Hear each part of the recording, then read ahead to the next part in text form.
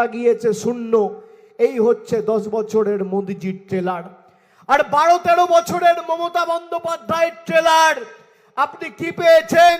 বিনামূল্যে রেশন, কন্যাশ্রীর টাকা, রূপশ্রীর টাকা, স্বাস্থ্যসাথীর বিনা পয়সায় চিকিৎসা, আপনি লক্ষ্মীর ভান্ডার পাচ্ছেন, আপনি যুবশ্রী পাচ্ছেন, কৃষক বন্ধু পাচ্ছেন, স্টুডেন্ট ক্রেডিট কার্ড পাচ্ছেন।